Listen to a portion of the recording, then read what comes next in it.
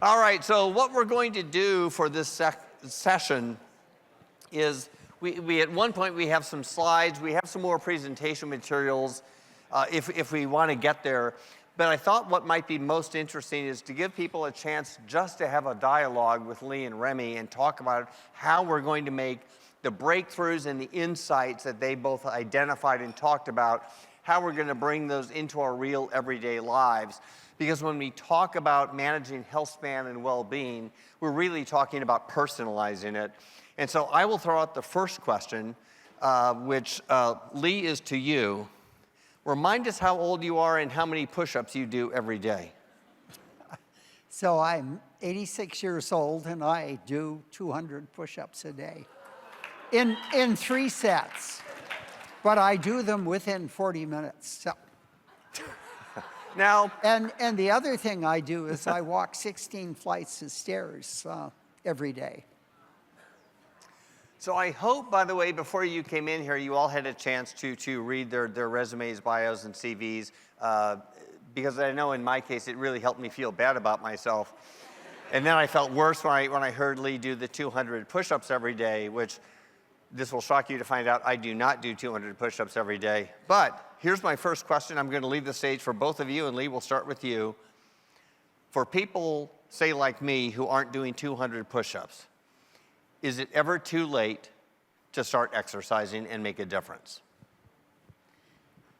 I would say it's not. And I had a recent experience which was very interesting.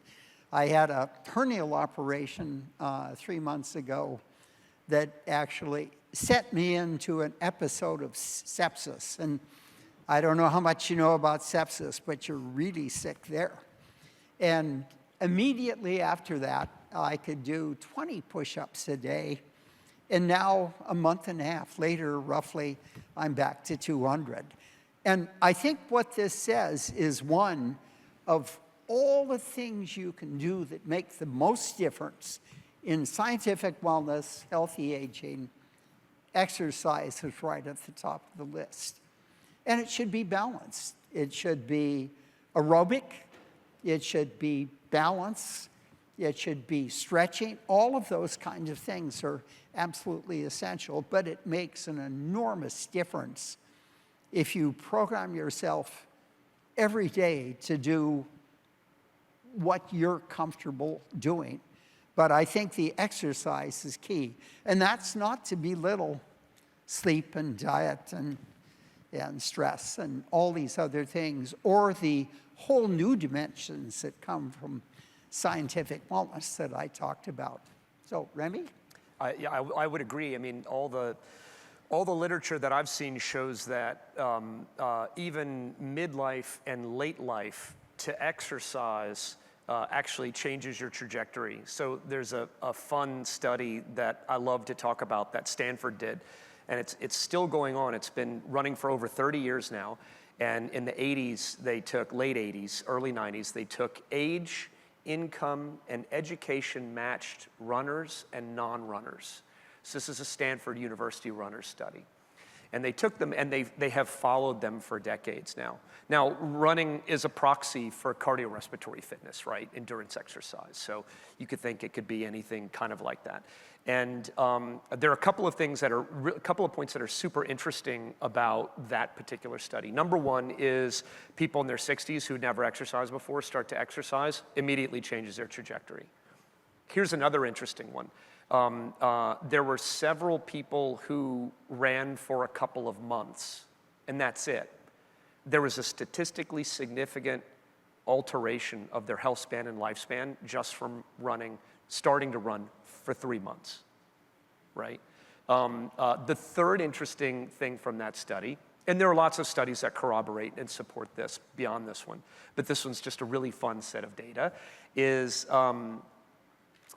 that for the runners, when we talk about health span and lifespan, the runners had the same morbidity level as someone 13 years younger than them, and they lived 8 years longer, right? So their lifespan increased 8 years, right? Which is pretty significant, right? Their health span increased 13 years, right? And there was a statistically significant difference, even if they just ran 3 months. Now, again, I would stress, this doesn't mean that you need to go like hit the track tomorrow or anything like that. It starts with where you are, not necessarily where the Stanford Runner Study might want you to be or expect you to be. So it starts with walking. It starts with getting on a rower. It starts getting on a stationary bike, right? I mean, you want to address exercise and movement where you are, right?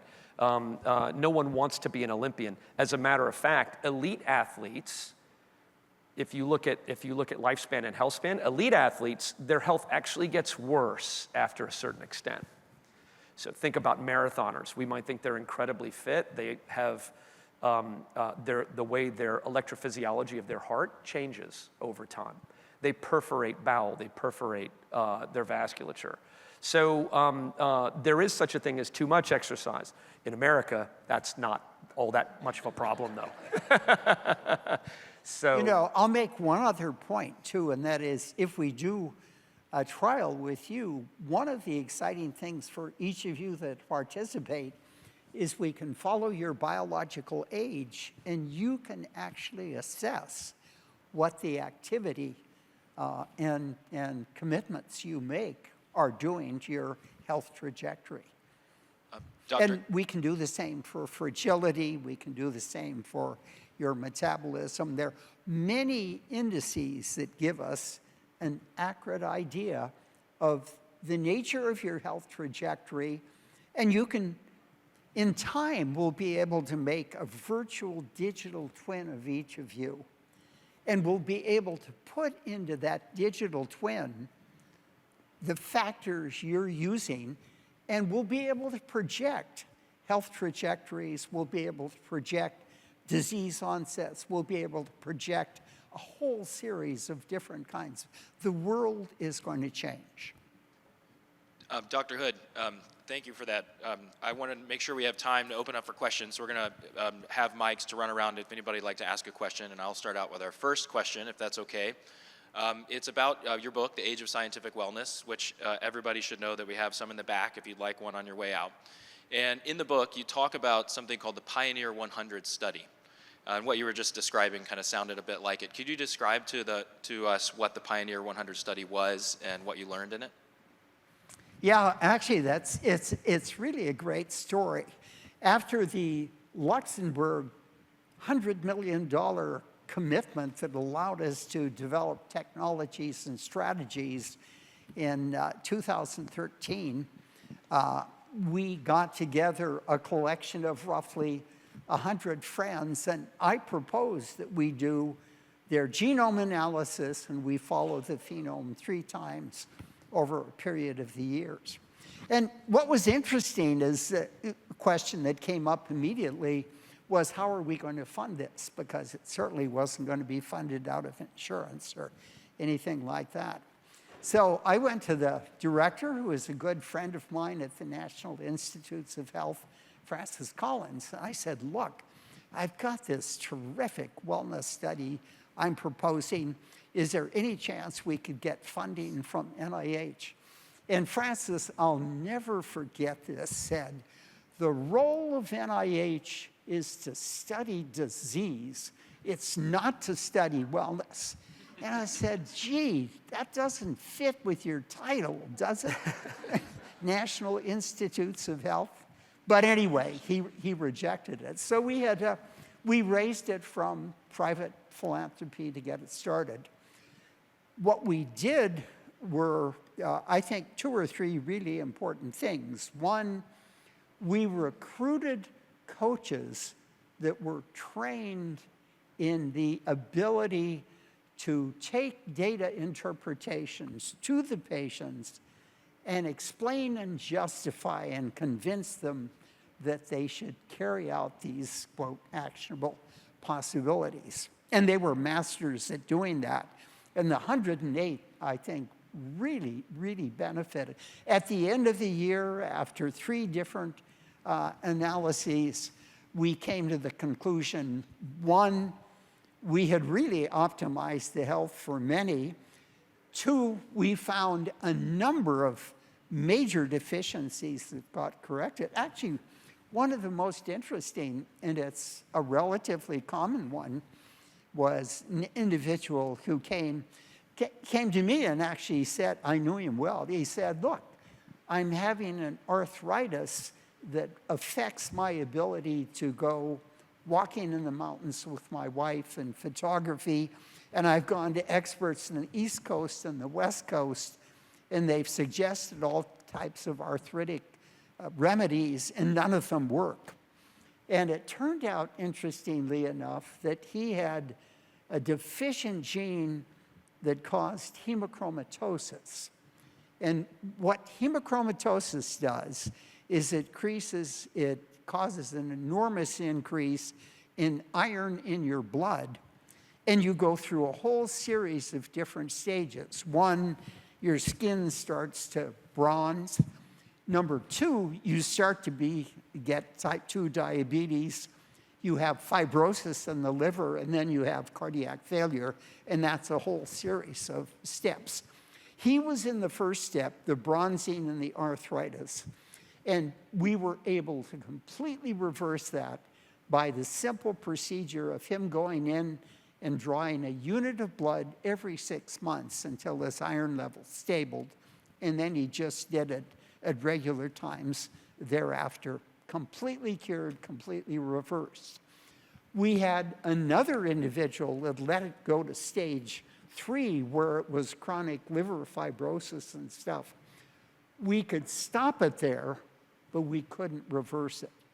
So again, it just points out the absolutely incredible importance of early diagnosis and reversing the deficiencies that your genome imposes on you, or by your own behavior, your phenome imposes on you. Question over here. Well, let me just say, I think that is exactly what we should do with HumanGood. It's, I think, a unique opportunity for you to be at a leading edge of a cohort that will become in time a part of this million-person project we're talking, and you can be right at the very frontier edge of pushing those kind of ideas forward. And I think that's very much in keeping with all the things that John talked to you about today, to be not only doing things, but to be leading in doing good things. 2 questions. One, I'm dying to hear about the carbohydrates, Remy, that you talked about during your brief presentation, and some interesting facts you'd share about carbohydrates for us. And the second is, can we actually have access to the programs you're talking about, to the ability to have that kind of analysis from our body systems? So, Start? why don't you start? Well, since I've talked. Well, Yeah. it's all good. Okay, so, you know, it's interesting. I don't say this when I put up the caloric restriction slide a whole lot, but if you think about the mice that were accidentally calorically restricted, and most mouse chow is carbohydrates. We're kind of doing that experiment right now in humans with GLP-1 agonists, aren't we? With Ozempic and Wegovy and Mounjaro and things like that. And the interesting thing is, one of the things it does suppresses appetite. There's hormonal component there as well. But you're seeing reversal of heart disease better than a lot of heart medications. You're seeing reversal of and temperament of diabetes and things like that. It's super interesting. There are a lot of systems and methods for both beyond just simple diet. And it's not that carbohydrates are bad, it's that carbohydrates in large quantities are bad, right? And so there are a lot of tricks and tips around meal sequencing to kind of control excess sugar going in your blood. Here's a real simple one. Eat the protein first. When you have dinner tonight, eat your protein first. Eat the leafy greens and your veggies second. Eat your starchy carbs third. Massive difference in the amount of glucose in your plasma floating around after dinner, postprandial. Major improvement, I should say, if you eat the protein first and the starchy carbs second. There are a whole series of very simple hacks. I hate the word hack, but it kind of fits, right? Very simple things to do.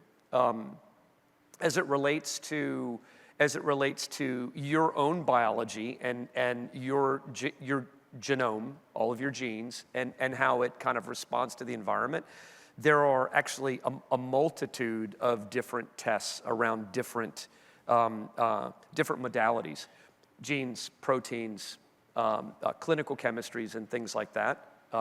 Lee actually did a community seminar up at Buck 3 weeks ago. Something. Yeah, about 3 weeks ago.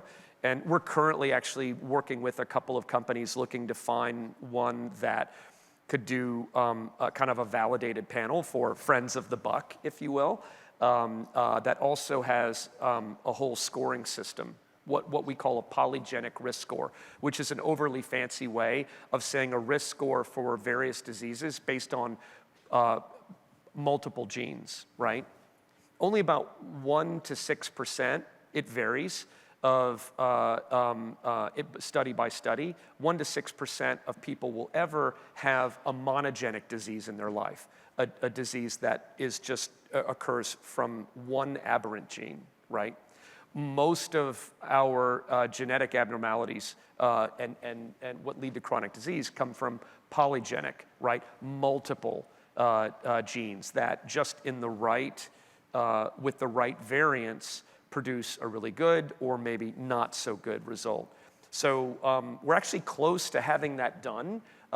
We've gone through a couple of companies, and we're happy to actually share that with the HumanGood team for them to kind of share with you as friends of the buck, how you might get your genome looked at and understand what your own polygenic risk scores might be across a whole host of chronic diseases. You know, and I'll add to that, one of the things that Phenome Health is really pushing now is the idea of taking the major actionable classes of variants in the genome and the actionable possibilities they command and putting them in a simple AI delivery system. And we hope we'll be able to have that ready within 6 months. And that in part could be the kind of thing that we would think about doing here. But I'll tell you, one of the really exciting things about polygenic score risks is, one, there are now polygenic scores for essentially every major chronic disease out there. And number two, it means you can take a population like this or like Airvale, and you can assign a genetic risk if you've done the human genome for each individual. And what we demonstrated about 5 years ago when we took 54 of these polygenic scores is for each polygenic score, there were 5 to 10 analytes that correlated in a positive or a negative sense with increasing genetic risk.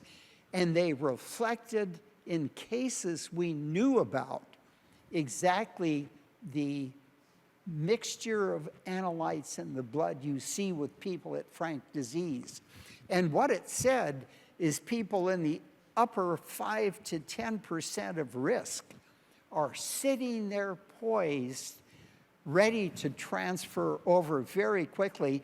And you can follow them by looking at these analytes and say, look, you're getting close. Here are things we can do.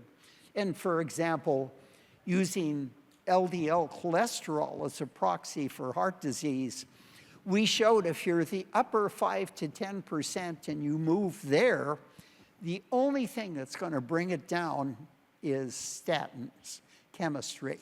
But if you're in the lower percent and have a high cholesterol, diet and exercise work well. Yeah. So the really important point is you treat low-risk people differently from high-risk people with diseases, and these polygenic scores give doctors the window through which we can look at all the major diseases in the future and keep you on the right side of that transition.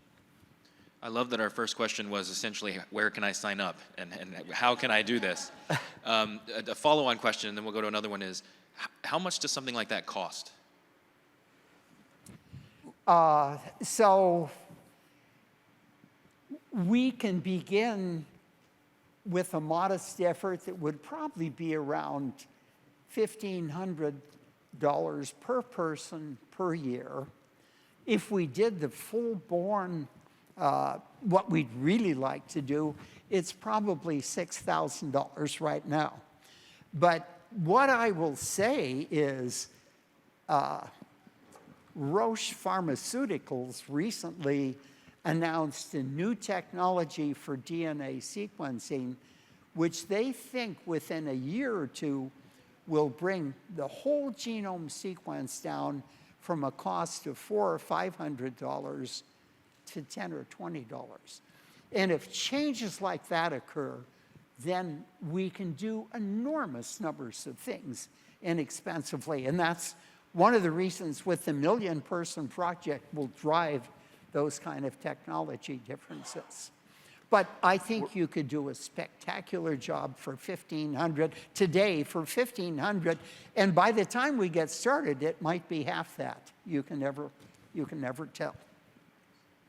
So, question for both of you. So, I really liked your slide about how it showed your path since 1970. So 55 years of working on this, and I'm just curious, if you look ahead to the future, and I think what we're really talking about is this idea of personalized medicine, right? What should you do to have optimal health, based on your own genome and your own decisions that you make? Number one, I guess it would be, how far do you think we are away from, at least on genomic determinants, having that available at enough scale with enough data to back it up to say, we can help get you to personalized decisions? And then second, what are some of the gaps that you see just from completing the feedback loop about getting passive data around decisions that people make that are also going to determine their own health? So sleep is easy, right? Knowing what people eat, or even to your point, Remy, in what order they eat it is a lot harder. Yeah. So what are the things you're excited about that you think we can actually get data on that will start to make big breakthroughs in what decisions we make and how that impacts how we turn out health-wise? Sleep's not easy for everybody, though, Yeah. is it? I mean, identifying it certainly. Yeah, no, I mean, I've the Whoop on, and I mean, if you think about, so, I'd kind of mentioned this tension between repair and maintenance and strain, right? And so, I mean, kind of ubiquitously as humans, I would probably argue as it relates to recovery and strain, sleep and exercise on both sides of those. Now, you think of exercise as a strain. It is a strain. It's what we call a eustress, E-U-S-T-R-E-S-S. It's a hormetic stress. And so that's the kind of Friedrich Nietzsche, that which doesn't kill me makes me stronger, right? It makes you more robust. So it trains you. And that's why the 200 push-ups helps this gentleman deal with sepsis like very few 86-year-olds would be able to do, right? The flip side is, of course, is the repair and maintenance, which is mostly facilitated by sleep. And there are a lot of resources on sleep. I mean, many people don't sleep well enough. How you kind of balance that with all of the things that speak to the ability to go into restorative sleep.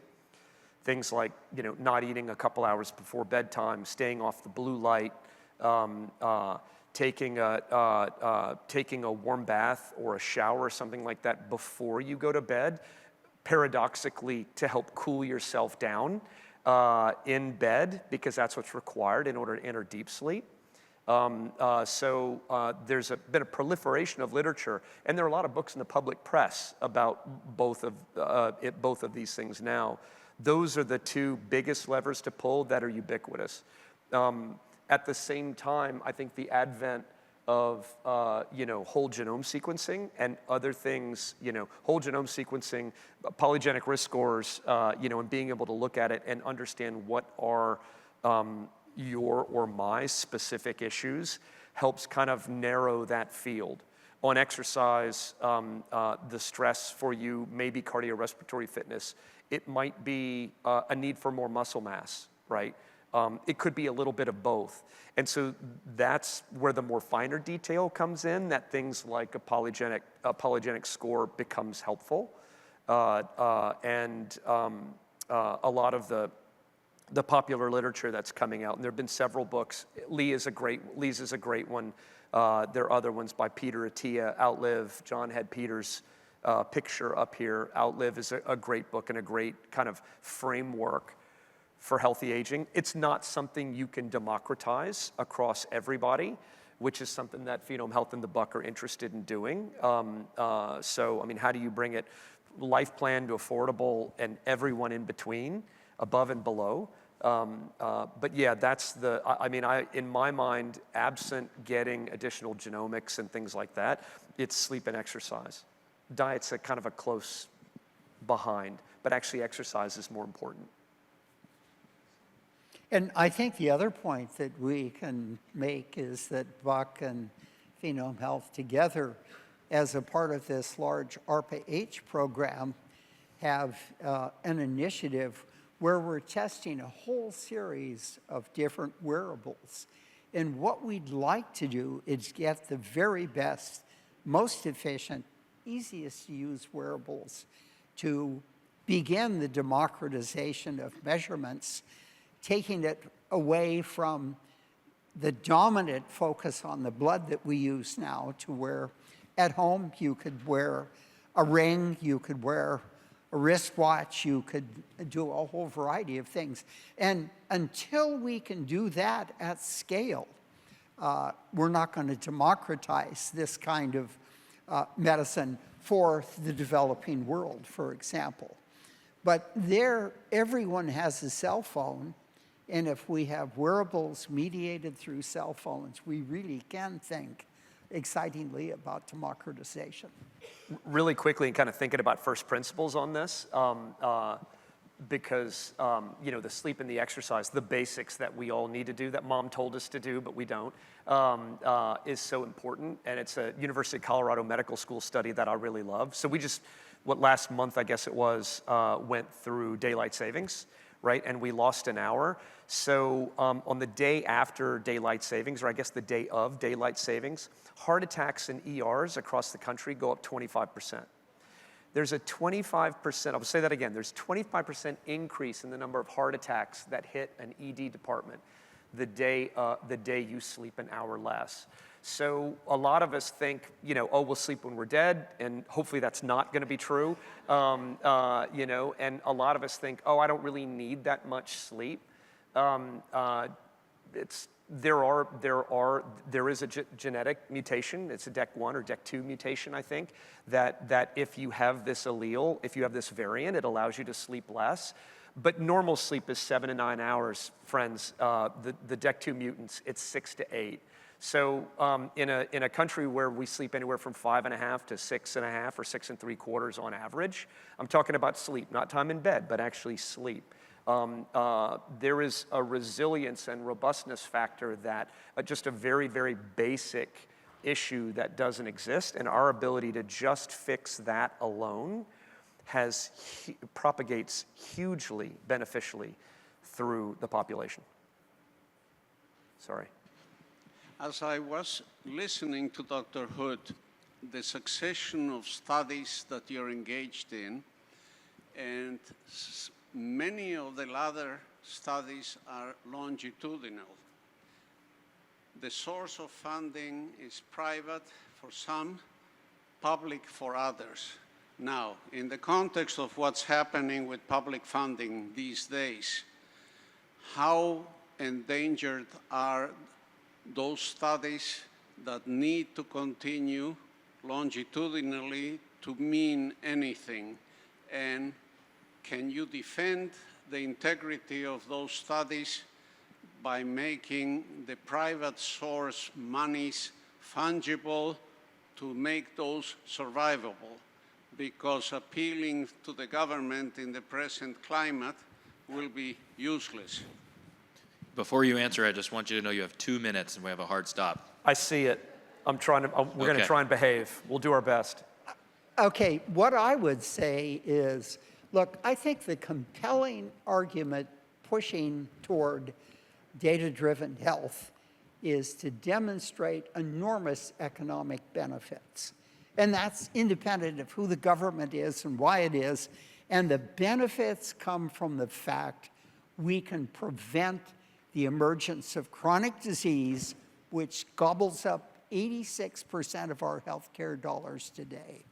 And I think we can begin to see the benefits like that within a 5-year period or so in a striking way that will, I think the adventuresome hospitals, communities like yourself, longevity clinics will have embraced this, will have saved enormous amounts of money on the individuals they're dealing with, and they will be what convinces the rest that they have to change. It won't be somebody paying for this and that and the other thing. The other thing is the technology from the genome brought the cost of DNA sequencing down 10 million-fold in a 10-year period. That's going to happen with phenomics. And from 6,000, it'll go to 6. And so it won't be a cost.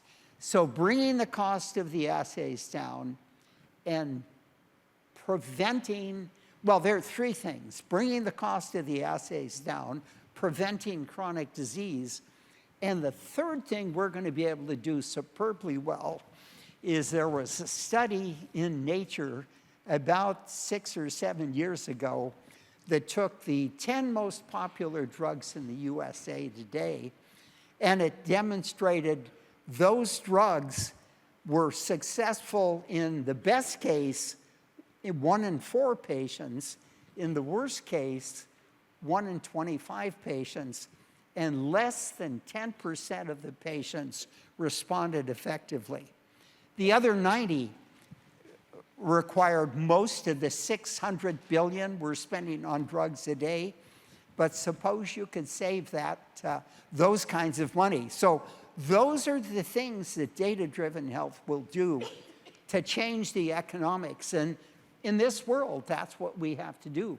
You aren't going to convince people to switch from disease orientation to wellness and disease prevention without the economic changes. That's great. This has been an amazing conversation. Thank you both. We're going to have to stop here. Thank you very much.